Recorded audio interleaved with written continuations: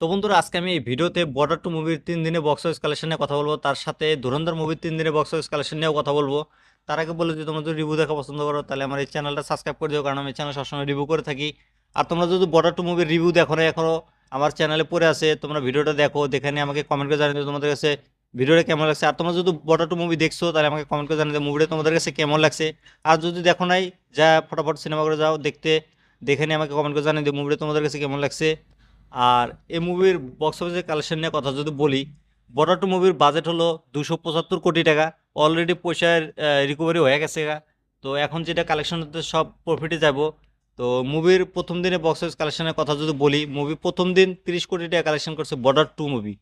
আর ধুরন্ধর মুভির কথা যদি বলি, ধুরন্ধর মুভি প্রথম দিন কালেকশন করছিল 28 কোটি টাকা। সেখানে কিন্তু বর্ডার টু মুভি কিন্তু টেক কামাই দিচ্ছে 2 কোটি টাকা বেশি।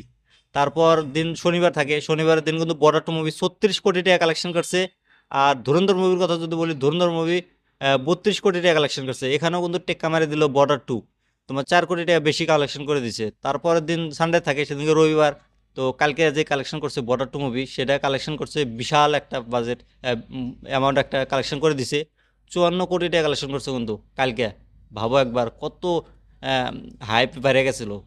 তো তারপর ধুরন্ধর মুভির 3 নম্বর দিনের কথা যদি বলি, ধুরন্ধর মুভির সানডে কত কালেকশন করছিল, সেদিনকে করছিল 43 কোটি টাকা। মানে এখানে বর্ডার টু মুভিও টেক্কার মারি দিছে কিন্তু।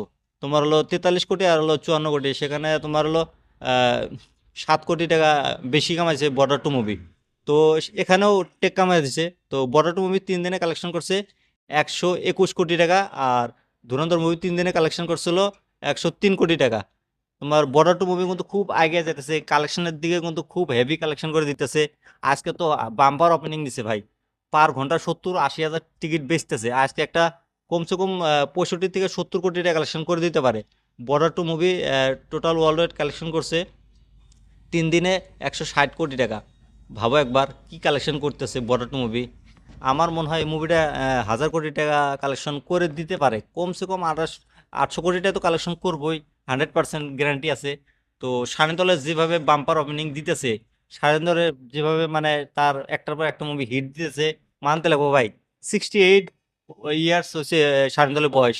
তো এই বয়সে যেভাবে কালেকশন করতেছে ভাই, বলিউডে তো আজকাল যে সলমান খান আছে, সলমান খান তো খালি এবার মোটাই হইতেছে, কালেকশনের দিকে কিন্তু সব আর বেশিরভাগ কিন্তু কপি মুভি করতেছে।